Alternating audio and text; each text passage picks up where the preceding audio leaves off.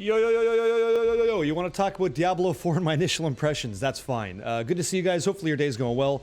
I thought that the game was actually solid. Really impressed by the visuals, the textures in the game, the story I'm learning about, which is pretty cool. The in-game cutscenes I thought were pretty good. I'm going to go through some pros and cons, obviously, but overall for me, out of 10, I'm giving this a 9.2. A 9.2, okay? Not rookie numbers. No rookie numbers, just not flat scores. So I think that Diablo 4 is the kind of game that we're going to need to spend some time in, right? To hit level 100, get level 15 renown, enjoy a Paragon board, put in the Nightmare Sigils, or use Nightmare Sigils on dungeons to really change up the way the dungeon feels. Personally, for me, I didn't get bored at all when I was on this class right here, the Rogue, a brand new class to the game, and it felt so good. Just speaking honestly, the combat was faster paced. I come from D2R background. I've also played D3 and Diablo Immortal. I've played them all, right? And so I enjoyed the gameplay quite a bit. Like, I really did like it. I'm not just saying that. I'm not shilling out. I thought it was fun. It's not D2. If you're going into this hoping that it is, it's not. It's not D3. If you're going into this thinking that it is, it's not. It's definitely not Diablo Immortal. You can't pay to win in this game. What you can do is play the game and have some fun.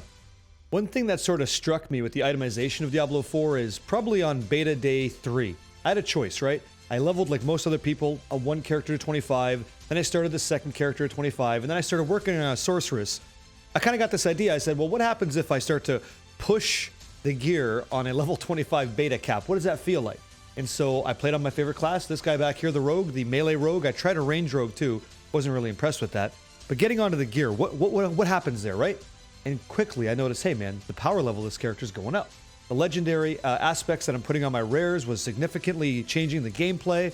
A good example of that would be taking one legendary ability that let me go Shadow Step and then empower the concealment effect to then empower Shadow Step again. So it's not just piano keys and pressing, but there's actually some methodical choices going on for the game. So I thought that was cool. The combat was great.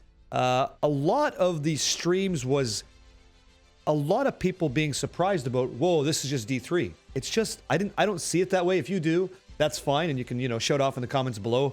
I didn't ever get that feeling of D3. I felt like I was in a Diablo universe.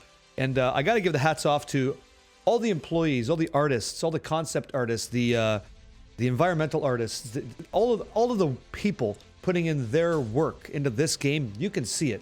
When we were in Tristram having a look at all those ghosts, like Deckard Cain's broken cage, or maybe Wirt, I don't know. Those little things are cool. It's like a nod of the cap to me for, knowing about that stuff in previous versions of the game. So I thought that was pretty cool.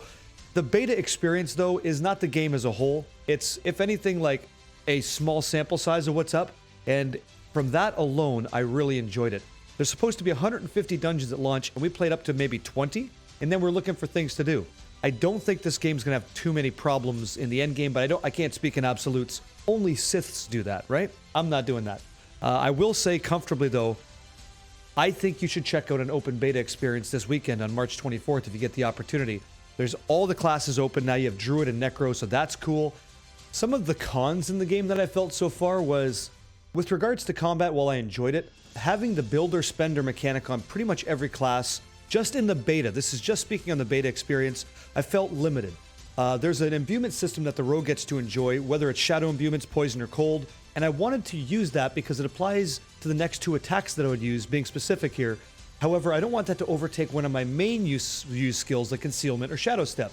So I oftentimes just didn't even pick up an imbuement, even though it was great, because I liked the idea of playing this skulking Rogue that would kind of navigate into combat or get out of the situation entirely and Shadow Step somewhere else. I enjoyed that gameplay, so I stuck to that, at the detriment of not having a hot swap UI, which lets me keybind additional skills behind it, such as, we'll say, Shadow Imbuements, right? Or Caltrops to slow things down. Many situations I'd want to do that, and I don't have that ability because I have 6 skills.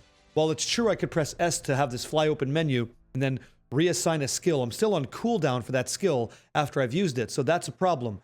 I would like to have, if I could choose a number, 6 more skills. And if I happen to fill up that bar, then great. If not, then okay. But that, in and of itself, would be paradigm shifting enough in the build customization for a level 100 character with 15 renown and a Paragon board to go like, okay, there's something here. It's not just 6 skills. So that, I think, would be very advantageous for any build in Diablo 4. based off a level 25 beta. Another party foul in terms of like cons of Diablo 4 from just the beta experience alone was the ability to join other people for dungeon grinding or get on a team to get more XP and play together. I found that this is constantly an issue and people had conflicting results. Some people could get on a team because they were in the clan that I was in, or they had another clan that we started, or they were on Battle.net with friends. Like if you're a friend on Battle.net, that's cool. You could play. Other circumstances you could not. So the chat was very limited in the game in that people were not able to keep up with the conversation of clan chat because the window is very small. So it'd be nice to customize that and maybe enlarge or like improve the amount of chat that you can see in the game, because it seemed to be an issue finding groups to play together. I'm very much a community guy, so I'm going to do everything I can do to play with you to help you in a tough spot. And if that gets rectified in the full game, then that's great. An ideal situation would be like having more than just clan chat or local chat or anything like that, like a dedicated channel for just communication, I think would be really good, or sister clans or things like that. So all of the chat going on from all of the clans you're associated with, that'd be good, like under one banner. Think about one banner called like People Before Pixels, and then below that is clans A, B, C, D, E, F, G, and they all can see each other's chat. This way we've opened up the lines of communication so you don't feel like you're actually on your own in an MMO ARPG, which several people did, unfortunately, in this experience. I didn't have that Burr rune, that jaw rune moment from D2R, if you know what I'm saying. It's where you're playing and that item drops that just increases the power level of that character or changes the way the build is for that character. I hadn't found that yet. Some legendaries for that rogue that I spoke to earlier, that felt a lot stronger, and I felt the power of the character improve, but it wasn't staggering like, oh my god, like it wasn't Warglaves in WoW. It wasn't a Burr or Ja to make Enigma in D2R. So I'm waiting to see that. I'm waiting to have that dopamine kick in D4. And I think that's going to arrive when I get a unique. Uniques are hard to hit in this game, or at least that's what we're told. So if the case is that I have to wait to hit that unique, like if we're just playing a game and I hit that unique and it is nuts, that's probably what I'm waiting for, man. That's the get up and dance moment and get in there, right? This game has it, but the closed beta experience hasn't exposed that to me yet.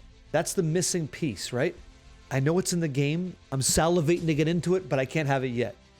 When I get there, I bet you I feel a hell of a lot different about this game. I already love it. And it might push that 9.2 up to a gentleman's closer to a 10, right? A little bit north. Who knows? Can't wait to see it. Hopefully you guys enjoyed this video. That's my honest, that's my raw dog feedback right there for you. And I'd like to read what you guys think, right? If you're going to tell me the game's trash, then be honest about it, man. If you think the game's fantastic, stand up for what you believe in and let me know. Ultimately, I want to be a community content creator that makes your day better just by hanging out. And you guys do that for me pretty much every single time. So thank you for that. Much love to you guys. You're fantastic. Tell somebody you think they're great because you are, and I'll catch you on the next one. Adios, guys.